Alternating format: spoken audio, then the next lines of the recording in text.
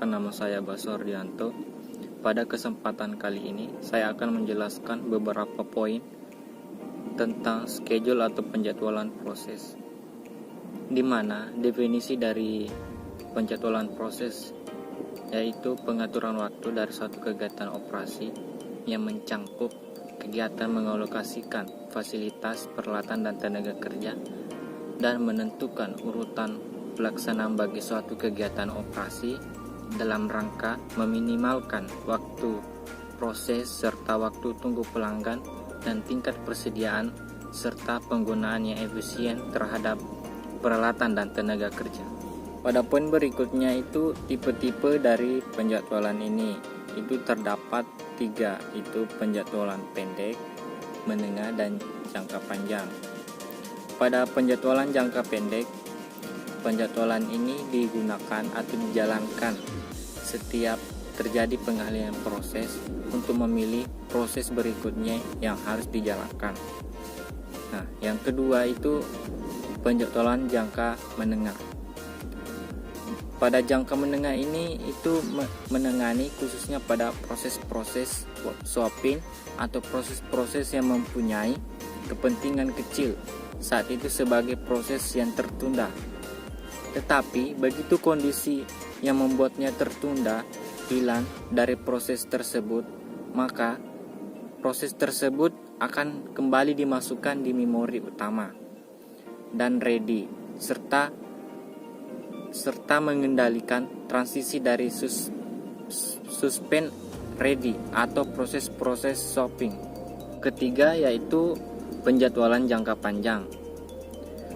Penjadwalan jangka panjang itu bekerja terhadap antrian atau batch dan memilih batch berikutnya yang harus dieksekusi. Batch biasanya adalah proses-proses dengan menggunakan sumber data yang intensif, yaitu waktu proses, memori, atau perangkat input-output. Program-program ini berprioritas rendah, hanya digunakan sebagai pengisi selama periode saat itu yang mengalami aktivitas atau job-job yang interaktif rendah. Nah, pada poin selanjutnya itu mengenai strategi-strategi pada penjadwalan proses ini. Itu terdapat 2 strategi. Yang pertama itu strategi non-preemptive. Begitu proses diberi jatah waktu proses, maka pemroses tidak dapat diambil alih oleh pemroses lain sampai proses tersebut selesai. Yang kedua itu strategi penjadwalan preemptif. Nah, pada strategi penjadwalan yang kedua ini itu kebalikan dari strategi penjadwalan non-preemptif. Pada saat proses diberi jatah waktu, maka pemroses tidak dapat diambil alih oleh pemroses lain, sehingga proses di sela sebelumnya selesai dan harus dilanjutkan menunggu waktu proses tiba kembali pada proses itu.